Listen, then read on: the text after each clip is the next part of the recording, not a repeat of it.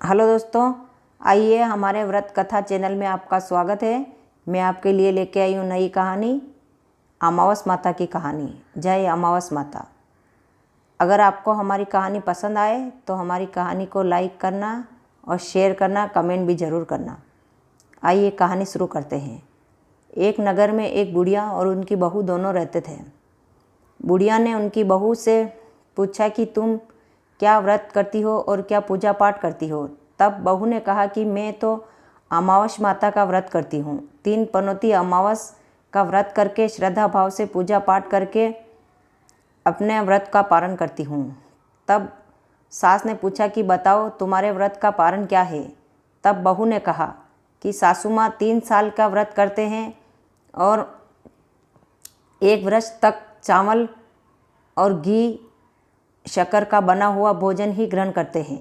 दूसरे साल तक पूरा वर्ष तक जो घी और शक्कर का बना हुआ ही भोजन ग्रहण करते हैं।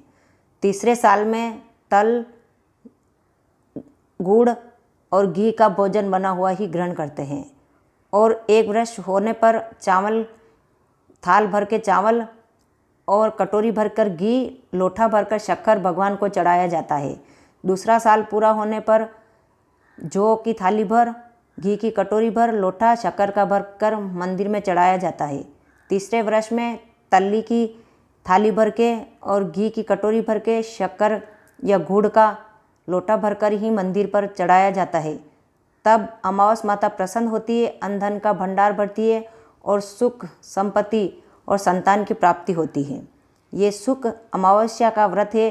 सुख अमावस्या का व्रत करने से बहुत फल मिलता है। तब बहू ने सासू को कहा कि माँ, उसका एक कारण है कि उसे कुछ भी कष्ट होने पर भी उसे बीच में नहीं छोड़ा जाता है। अगर बीच में छोड़ने पर सासू और बहू के बीच में विरोध हो जाता है और उसे बहुत दुख उठाना पड़ता है। तब सासू ने कहा कि बहू, मैं तो बूढ़ी हो चुकी हूँ, तू ये व्रत कर और तुम्हारी जो कहानी है वो मुझे सुना।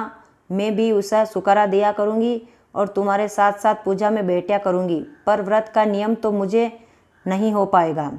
बहू ने नियम शुरू किया और वो अपने श्रद्धा भाव से पूजा पाठ करने लगी। तब बहू ने 1 वर्ष का ही पालन किया और दूसरा वर्ष बीतने पर वही किया जो उसका मंदिर चढ़ाने का जो भी नियम था वो पूरा किया। तब दूसरा साल पूरा हुआ, तब उसने वही नियम पूर्वक उसका पूरा साल बीत गया। तीसरा साल बीतने पर आधा ही साल हुआ और उसने एक दिन किसी पड़ोसन के यहाँ पर गई तो पड़ोसन ने बड़ी मनवार करके उसे खाना खिला दिया। वो अमावस्या का व्रत तो भूल गई और उसने वहाँ पर गेहूँ की रोटी खा ली। उसने खाकर घर पर आई, तब बहुत सास और बहू के बीच में बहुत कलेश हुआ और बहुत ही झगड़ा होने लगा। तब गांव के लोगों ने देखा कि ये बहू और सास तो माँ बेटियों की तरह रहती थी। क्या हुआ, ये इतने ज़ोरों से क्यों झगड़ा हो रहा है। गांव की औरतें अगेती हो गई और सभी देखने लगी।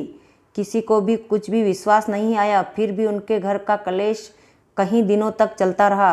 तब एक दिन गुस्सा करके सास ने कहा, हे करमजली, तू यहाँ पर क्यों आई है। जब से तू आई है तब से मेरे घर पे लक्ष्मी आने का नाम ही नहीं ले रही है। तब भोली भाली बहू ने पूछा कि सासू माँ बताइए, लक्ष्मी कहाँ रहती है। तब सास ने कहा कि लक्ष्मी तो जाओ समुंदर के बीचों बीच नारायण के पांव दबाती हुई वहाँ पर बैठी होगी।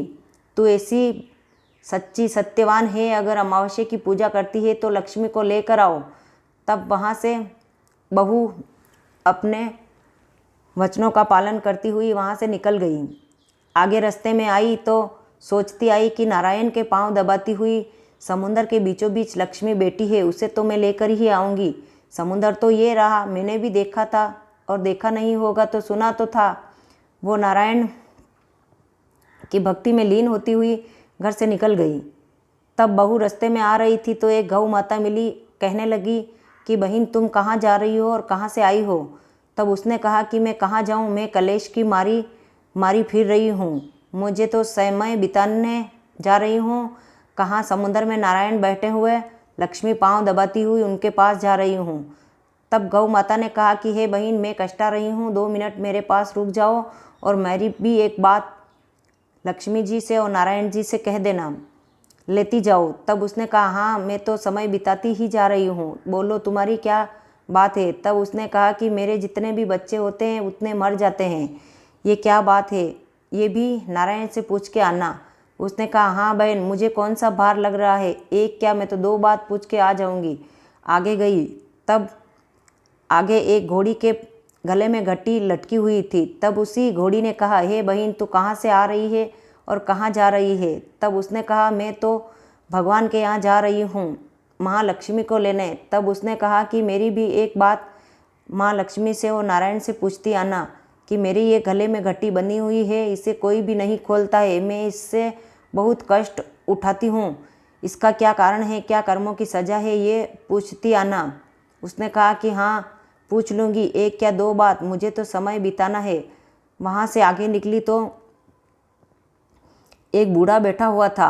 उसने कहा कि हे बहन, तू कहाँ से आ रही है और कहाँ जा रही है, मेरी बात को सुन। तब उसने कहा कि मैं तो कर्मजली हूँ, मैं भगवान के पास जा रही हूँ, मेरे कर्मों में क्या लिखा है, लक्ष्मी जी को लेने जा रही हूँ। तब उसने कहा कि मेरे भी कुछ कर्म की कहानी है, वो सुन लो, वो भी लक्ष्मी और नारायण जी से पूछती आना। तब उसने कहा कि हाँ, एक क्या 2 बात कह दो, मुझे कौन सा भार लग रहा है, मैं तो पूछ लूँगी। तब उसने कहा कि मैं आँखों से अंधा हूँ जन्म से और मैं कानों से भी बेरा हूँ जन्म से, मेरे क्या कर्मों की सज़ा है, ये भी भगवान से पूछ के आ जाना। तब आगे गई तो एक बुढ़िया बैठी हुई थी। तब वो पाँव से भी विकलांग थी और हाथ से भी विकलांग थी। उसने कहा, हे बहन, तू कहाँ से आ रही है और कहाँ जा रही है। तो उसने कहा कि मैं तो भगवान के पास जा रही हूँ। तब उसने कहा कि भगवान से मेरे भी कुछ कर्मों की कहानी है, वो पूछती आना कि मैं एक हाथ से विकलांग हूँ और एक पाँव से विकलांग हूँ, मेरी क्या कहानी है, कब पूरी होगी। तो उसने कहा, हाँ, मैं तो एक क्या 2 बात पूछती आऊँगी। आगे गई तो एक पेड़ के नीचे जाकर बैठ गई। वहाँ आम का पेड़ था। आम का पेड़ बहुत खुश हुआ कि मेरी छाया में भी आज कोई आकर बैठा है। तब उसने पूछा कि हे बहन, तू कौन है और कहाँ से आई है, मेरी छाया में बैठी हुई तुझे देखकर मैं बहुत पसंद हुआ हूँ, लेकिन मेरी भी एक कर्म की कहानी है, वो सुन लो। उसने कहा कि मैं तो खुद ही कर्म जली हूँ, मैं भी भगवान नारायण के पास जा रही हूँ मेरी कर्म की कहानी पूछने। तब उसने कहा, मेरी भी एक कहानी है, जो पूछती आना। उसने कहा, हाँ, एक क्या मैं तो 2 बात पूछ के आ जाऊँगी, बताओ तुम्हारी क्या बात है। तब उसने कहा कि मेरे आम का कोई भी पेड़ तोड़कर आम तोड़कर नहीं खाते हैं और कोई भी मेरे पेड़ की छायों में नहीं बैठता है, इसका क्या कारण है। तो वहाँ से आगे निकली। आगे गई तो एक तालावड़ी मिली। उस तालावड़ी ने पूछा कि हे बहन, मेरा भी एक कर्म का लेख है, वो पूछ कर आना भगवान को, तुम कहाँ जा रही हो। उसने यही बताया। फिर उसने भी उसकी कहानी सुनाई कि मेरे इस तालावड़ी के में कोई भी नहाने को नहीं आता है और कोई भी जल भी नहीं पीता है, इसका क्या कारण है, ये भी भगवान को पूछ के आना। फिर आगे गई। वहाँ से आगे निकली तो एक पीपल के पेड़ के नीचे जा बैठी। उस पीपल के पेड़ ने कहा, हे बहन, तू मेरी छाँव में मत बैठ, तू कर्म जली है, मेरी छाँव में बैठेगी तो मेरे पत्ते सूख जाएंगे। तब उसने कहा कि तुम्हारा पेड़ तुम्हारे रखो, तुम्हारी छाया तुम्हारे, मैं तो समुंदर के बीचों बीच भगवान के नारायण लक्ष्मी पाँव दबाती हुई है वहाँ जा रही हूँ। तब उसने कहा कि भगवान कैसे होते हैं, बताओ। तब उसने कहा कि भगवान कैसे होते हैं मुझे नहीं पता, मैंने नहीं देखे कभी भी, पर मेरी सास ने कहा है कि मेरे आने के बाद उसके घर में लक्ष्मी ने वास नहीं किया है। तब मैंने उससे पूछने पर सास ने बताया कि समुंदर के बीचों बीच लक्ष्मी नारायण के पेड़ दबाती हुई वहाँ पर नारायण रहते हैं, तो मैं भी वहाँ समुंदर के में नारायण के पास से लक्ष्मी को लेने जा रही हूँ। तब उसने कहा कि हे बहन, वो लक्ष्मी किसी के घर नहीं जाती है और किसी के घर नहीं रहती है, वो तो सदैव नारायण के पास ही रहती है, उनकी छाया आती है, वो पवन में आती है, न तो किसी को दिखती है और वो पवन रूपी वापस चली जाती है, वो तो घर घर की लाडली है, हर घर में जाती है, एक घर में कभी नहीं रहती। पर उसने कहा, नहीं, मैं तो जा कर रहूँगी। तब उसने कहा कि इधर देख उधर देख, कहाँ है भगवान। तू कितनी दूर तक जाएगी, इतने गहरे जंगल में तो आ गई है। तब उसने कहा कि गहरे जंगल को पार करने के बाद ही तो समुंदर आएगा, ऐसा सासू माँ ने बताया है। तब वो फिर से आगे चलती गई, पूरा जंगल पार करा, कहीं पर भी उसे समुंदर दिखाई नहीं दिया। चलते चलते वो थक कर एक बड़े पत्थर पर जा गिरी। उसके सिर पर चोट लगने पर वो वहाँ पर बेहोशी की हालत में पड़ी हुई भगवान को दिखाई दी। तब भगवान विष्णु और लक्ष्मी माता रास्ते में जा रहे थे। तब लक्ष्मी माता ने कहा कि भगवान, ये तुम्हारी भक्त है, यहाँ पर पड़ी हुई है, इसे तुम जगाओ और क्या इच्छा है इसकी मन की वो पूछो। तब भगवान विष्णु ने कहा, हे लक्ष्मी, यहाँ तो मृत्यु लोग हैं, मृत्यु लोग में तो बहुत दुखी आते हैं और बहुत सुखी आते हैं। इसी नारी जैसे मेरे बहुत भक्त हैं, मैं किसी किसी की चिंता करूँगा, मुझे तो यहाँ से जल्दी निकलना होगा। तब तिरियाँ हट कर कर लक्ष्मी माता वहाँ पर उनके पाँव वहीं रुक गए और कहने लगे कि नहीं नारायण, तुम इतने कठोर कैसे हो सकते हो, ये तुम्हारी कठोर भक्त है, इसने 3 पनौती अमावस की हैं, अगर गलती से इसे अमावस्या का व्रत टूट गया तो क्या हुआ, तुम्हें अमावस्या को मनाना पड़ेगा और उसे कहना पड़ेगा कि इतना कठोर उसे दंड न दिया जाए, और ये तुम्हारी इच्छा करके आई है तो इन्हें दर्शन जरूर दीजिए नाथ। तब लक्ष्मी माता का कहना मानकर नारायण ने उसे जगाया और कहने लगे कि हे बहन, तुम कौन हो। साधु के रूप बनकर उसे कहने लगे कि हे बहन, तुम कौन हो।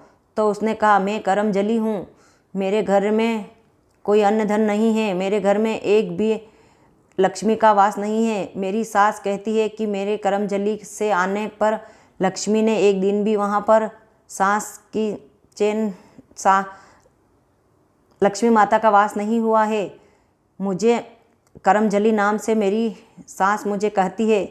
मैंने अमावस माता का व्रत किया था, एक दिन भूल में से मैंने खाना खा लिया तो क्या हो गया, इतना दंड मुझे अमावस माता ने दिया है। मैं तो आज नारायण के पास में लक्ष्मी माता पाँव दबा रहे हैं वहीं पर जा रही हूँ, वहीं से उन लक्ष्मी माता को लेकर मेरी सास के घर पर छोड़कर फिर मैं अपने प्राण को त्याग दूंगी। जब तक मुझे लक्ष्मी माता नहीं मेरे साथ आएंगे तब तो मैं इधर उधर भटकती ही रहूँगी, कहीं कोसों दूर क्यों न जाना पड़े और मेरे प्राण यहीं रास्ते में क्यों न छोड़ दूँ, फिर भी मैं लक्ष्मी को लेने जरूर जाऊँगी।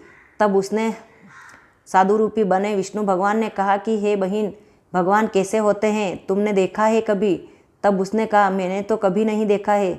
तब उसने कहा कि भगवान का रूप कैसा है, कभी मंदिर गई हो। तब उसने कहा कि नहीं भगवान, मुझे तो घर के कार्य में इतना वक्त ही नहीं मिला, मैं कहाँ जाऊँ, अभी मेरी इतनी उम्र भी पूरी नहीं हुई है, मैंने तो कभी मंदिर में जाके भगवान का दर्शन भी नहीं किया है, पर कानों में ज़रूर सुना है कि समुद्र के बीचों बीच विष्णु भगवान के पैर दबाती हुई लक्ष्मी सबकी मनोकामनाएं पूर्ण करती है। तब लक्ष्मी माता फिर से दया के सागर में डूब गए और उससे प्रभु से वही विनती करने लगे। तब लक्ष्मी माता ने कहा, प्रभु अब आपका रूप बताइए और इसे समझाइए। तब उसने कहा कि हे बहन, अगर तुम्हारे सामने ही भगवान आ जाएंगे तो तुम कैसे पहचान पाओगी। तब उसने कहा कि भगवान, मेरे तो तुम्हारी बात कुछ भी समझ में नहीं आ रही है, तुम ऐसे मुझे क्यों पूछते जा रहे हो। तब उसने कहा कि क्योंकि मैं ही भगवान हूँ। तब उसने कहा, तुम दाढ़ी वाले, इतने मोटी मोटी जटा वाले ऐसे भगवान नहीं हो सकते। भगवान तो समुंदर के बीचों बीच शेष नाग की सैया पर लेट रहे हैं और वहाँ पर पटरानी लक्ष्मी माता पाँव दबा रही है, ऐसे रूप में भगवान हो तो उसे मैं मानती हूँ। तब उसने कहा कि तुम उधर देखो। उधर देखा तो यहाँ समुंदर भरा हुआ दिखाई दिया और उसके शेष नाग पर लेटते हुए पटरानी पाँव दबाती हुई उसे दिखाई दी। तब वो दौड़कर उसी समुंदर के पास जाकर अपना सिर नमाकर उसे नमस्कार कहने लगी और कहने लगी कि हे लक्ष्मी माता, तुम नारायण के पाँव छोड़कर मेरे साथ चलो और मेरी सासू माँ के सामने आपको छोड़कर मैं अपने प्राणों को त्याग दूंगी, अब इतना कष्ट नहीं उठाऊंगी। तब अमावस्या माता प्रकट हुई और कहने लगी कि हे बहन, तुमने मेरे व्रत का पारण पूरा नहीं किया, तुमने व्रत व्रत धारण करने से पहले तुमने ये वचन लिया था कि मैं कुछ भी हो जाओ, मेरे प्राण क्यों न त्यागने पड़े, फिर भी मैं अपने व्रत को पारण पूरा करूँगा। तब तुमने बीच में ही तोड़ दिया, तब तुझे इतना कष्ट दिया है। अब अगर स्वयं नारायण ही आकर तुम्हें माफ़ कर दिया है तो मैं तुमसे दंड देने वाली कौन होती हूँ। अब तुम तुम्हारे घर जाओ। तुम जब तक घर नहीं पहुँचोगी उससे पहले ही तुम्हारे सारे कष्ट दूर हो जाएंगे और तुम्हारे घर पर मेल मालिया, हाथी, घोड़े और कई प्रकार के भोजन बने हुए मिलेंगे और तुम्हारी सासू सोने के झूले में झूलती हुई तुम्हें दिखाई देगी। तुम किसी के और घर में मत घुस जाना, तुम्हारा वही संसार होगा। तब उसने कहा, जो जो रास्ते में मिले हैं भगवान उसका भी दुख दूर करो। जिस जिसका दुख की कहानी थी वो सारी भगवान को कह सुनाई। तब भगवान ने उसे यही उत्तर दिया कि उसके भी सारे कलेश आज से दूर हो जाएंगे, क्योंकि जो अंधा और बेरा मिला है, जिसने तो कभी भगवान के दर्शन नहीं किए और कभी मंदिर में पाँव दो भजन भगवान के सुने हैं, इसलिए वो अंधा बेरा है। और जो हाथ से और पाँव से विकलांग है, जिसने कभी मंदिर में जाकर दर्शन नहीं किए और दोनों हाथों से कभी तालियां नहीं बजाई, इसलिए वो पाँव से और हाथ से विकलांग है।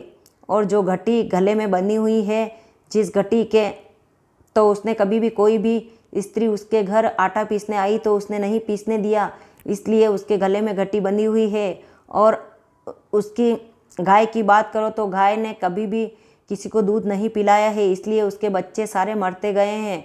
और तलावड़ी की बात करो तो तलावड़ी ने तो कभी भी कोई भी जब नीर भरने आता था तो उसे थूक कर अपना पानी खारा कर देती थी, इसलिए उसे कोई भी छूता भी नहीं है। तू उसका पानी पीकर जाना, सभी उसके पानी पीते रहेंगे। और आम की बात करो तो आम ने तो कभी उसका आम तोड़कर किसी को खाने नहीं दिया था, इसीलिए उसके आम भी खट्टे रहते हैं और कभी उसकी छाया में कोई भी नर नारी नहीं बैठते हैं। तुम उसकी छाया में बैठ जाना, तब उसके सारे आम खाने लग जाएंगे और छाया में बैठने लग जाएंगे। वहाँ से निकल गई, सारे रास्ते में मिलते गए। उसकी कहानी सभी को उसी भगवान ने बताई, जिसी तरह सबकी सुनाती रही। तब सभी के कलेश दूर होते गए। घर पर आई तो देखा हाथी घोड़े सभी बाहर घूम रहे थे और उसे सोने का मेल में सासू सोने के झूले में झूलती हुई दिखाई दे रही थी। बहुत ऊंचे ऊंचे मेल बने हुए दिखे। तब उसने सोचा कि सच्ची में भगवान तो थे यार, मेरे तो साथ लक्ष्मी माता आए नहीं, फिर भी इतना सब कुछ कैसे हो गया। सब सासू माँ के आकर पाँव में पड़ी और कहने लगी कि सासू माँ, मेरे जाने पर देखो, सच में मैं करम जली हूँ। मेरे जाने के बाद में आपके घर में लक्ष्मी माता ने भंडार भर दिए हैं और तुम तो सोने में झूले में झूल रही हो। क्या मैं मेरे प्राण को त्याग दूं? तब तुम्हारे ये सब अमर रहेंगे, नहीं तो मैं करम जली हूँ, फिर मेरे आने से तुम्हारे सारे कलेश रह जाएंगे। तब सासू सोने के झूले में से उतर कर बहू के पाँव में गिरी और कहने लगी कि हे बहू, ये तो तुम्हारे व्रत का फल है, मैंने तो कुछ नहीं किया। जो भी मैंने कहा है वो ये तुम्हारे व्रत तोड़ने का ही सज़ा मिली है तुझे, मेरा कोई दोष नहीं है, मुझे माफ़ कर दो। और अब सासू और बहू आनंद से रहने लगी। जब परदेश से लौटकर बेटा घर आया तो कहने लगा कि तुमने इतना धन कैसे कमा लिया? मेरे प्रदेश जाने पर भी मैंने इतना धन नहीं कमाया, फिर और मेरे आने से तुमने इतना धन कैसे कमा लिया? अगर तुमने सास और बहू ने कहीं गलत कार्य करने से तो ये सब कुछ नहीं कमाया है। तब माँ ने कहा कि हे पुत्र, तुम ये बुरे विचार तुम्हारे मन में से निकाल दो। बहू ऐसी नहीं है, बहू तो सत्यवान है, बहू तो बहुत आज्ञाकारी है। इसने अमावस्या माता का व्रत किया है, इसीलिए इसे लक्ष्मी माँ प्रसन्न हुई है और इसने लक्ष्मी माँ की कृपा से ये सब बने हुए हैं। तब उस बेटे और बहू और बुढ़िया तीनों आनंद से रहने लगे और बहुत धन लक्ष्मी की प्राप्ति हुई और संतान की प्राप्ति हुई। संतान का सुख भोगते हुए बहू और पुत्र और दादी तीनों स्वर्ग को लौटे। और हे लक्ष्मी माता, हे अमावस्या माता, जैसी उसी बहू की मनोकामनाएं पूर्ण की जैसी सभी की करना। अगर बहू ऐसा सास नहीं कहती तो वो भगवान को लेने के लिए नहीं जाती और लक्ष्मी माँ को मनाने नहीं जाती। हे सास बहू में ऐसा प्रेम है जैसा सभी की सास बहू में बनाए रखना, कहने वाले सुनने वाले सभी की मनोकामनाएं पूर्ण करना। हे अमावस्या माता, कभी भी कुछ भी भूल चूक हो जाए तो अपने बालक समझकर माफ़ करना। जय अमावस्या माता, जय लक्ष्मी माता, जय हो।